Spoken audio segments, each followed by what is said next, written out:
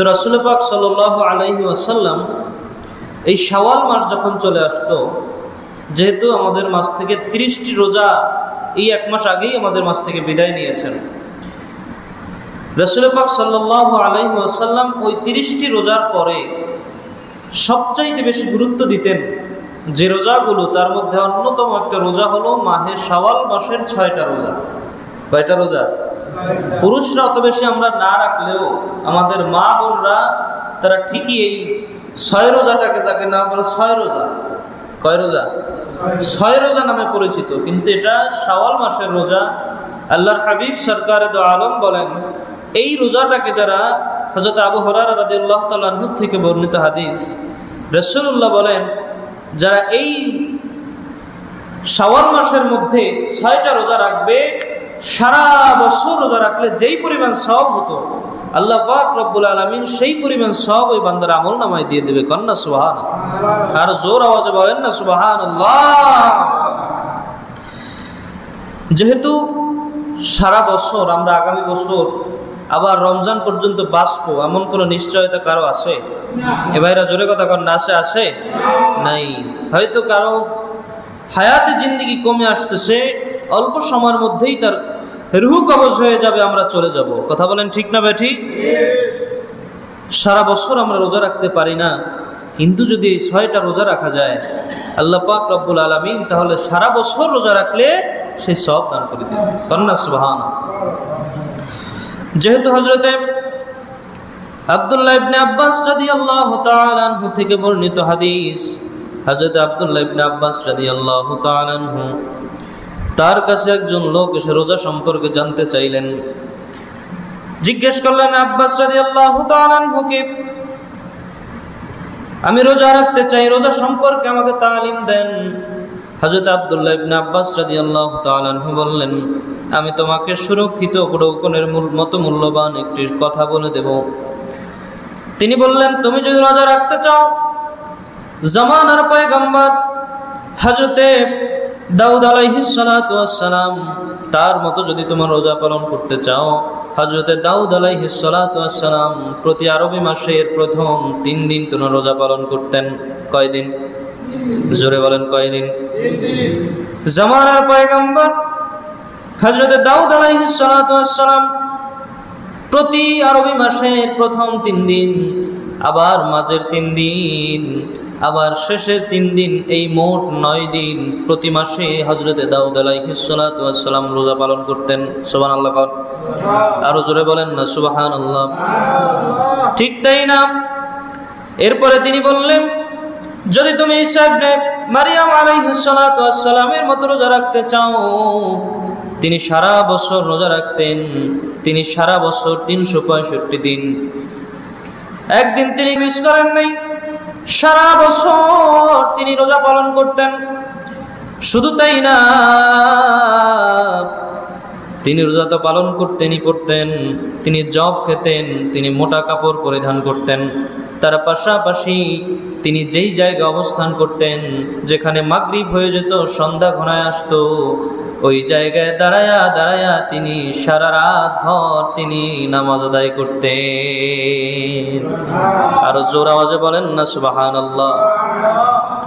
শুধু তাই না, তিনি যেখানেই অবস্থান করেন না কেন, তিনি যেখানেই চলে যান না কেন, ওই জায়গায় দাঁড়ায় দাঁড়ায় তিনি সব সময় 2 রাকাত নামাজ আদায় করতেন। তিনি যেখানেই চলে যেতেন, সেখানেই তিনি 2 রাকাত নামাজ আদায় করতেন। শুধু তাই না, এরপরে হযরতে আব্দুল্লাহ ইবনে আব্বাস রাদিয়াল্লাহু তাআলা আনহু বললেন, তুমি যদি ঈসা আলাইহিস সালাতু ওয়াস সালামের মায়ের মতো রোজা রাখতে চাও, তাহলে তার মা 2 দিন রোজা রাখতেন, 2 দিন রোজা ছেড়ে দিতেন। কয়দিন? জোরে কোন কয়দিন? 2 দিন। হযরত মারইয়াম আলাইহিস সালাতু ওয়াস সালাম তিনি দৈনিক 2 দিন রোজা রাখতেন, আবার 2 দিন ছেড়ে দিতেন, আবার 2 দিন রোজা পালন করতেন, আবার 2 দিন রোজা ছেড়ে দিতেন। এভাবে করে করে করে করে তিনি রোজা পালন করতেন। সুবহানাল্লাহ কোন? আরো জোরে বলেন না সুবহানাল্লাহ। এরপরে হযরত আব্দুল্লাহ ইবনে আব্বাস রাদিয়াল্লাহু তাআলা আনহু বললেন, শোনো, এই বললাম জামানার পয়গম্বর হযরত দাউদ আলাইহিস সালাতু ওয়াস সালাম হযরত ঈসা আলাইহিস সালাতু ওয়াস সালাম, হযরত মারিয়াম আলাইহিস সালাতু ওয়াস সালামের কথা। এবার শোনো আমাদের নবী রাহমাতুল লিল আলামিন তিনি কেমন করে রোজা পালন করতেন। তুমি যদি চাও তার মতো রোজা রাখতে, আমাদের নবী রাহমাতুল লিল আলামিন সিয়াম সাধনা করতেন। প্রতি মাসে, আরবি মাসের চন্দ্র মাসের 13, 14 এবং 15 দিন, 3 দিন আমার নবী রোজা পালন করতেন। কয়দিন? জোরে বলেন কয়দিন? 3 দিন তিনি রোজা পালন করতেন। প্রতি আরবি মাসের 13 এবং 14 এবং 15 তারিখ, এই 3টা দিন তিনি সিয়াম সাধনা করতেন, রোজা পালন করতেন। এছাড়াও রাসূলুল্লাহ রোজা পালন করতেন প্রতি সপ্তাহে সোমবার, প্রতি সপ্তাহে বৃহস্পতি এবং শুক্রবার, মোট 3 দিন। সুবহানাল্লাহ বলেন। হযরত আব্দুল্লাহ ইবনে আব্বাস রাদিয়াল্লাহু তাআলা আনহু বলেন, নাসাই শরীফের হাদিস, তিনি বলেন এই 3টা দিন যে ব্যক্তি রোজা পালন করবে, এই 3 দিন শুধু না, এই 3 দিনের বিনিময়ে আল্লাহ পাক রব্বুল আলামিন তার সারা বছর রোজা রাখার সওয়াব দান করবে। হযরত আবু হুরায়রা রাদিয়াল্লাহু তাআলা আনহু বলেন, নবী করিম সাল্লাল্লাহু আলাইহি ওয়াসাল্লাম বলেন, যেই ব্যক্তি রমজান মাসে রোজা রাখলো, 30 দিন সারা মাস তিনি রোজা রেখেছে, সারা মাস 30 দিনে একটা রোজাও কাজা করে নাই।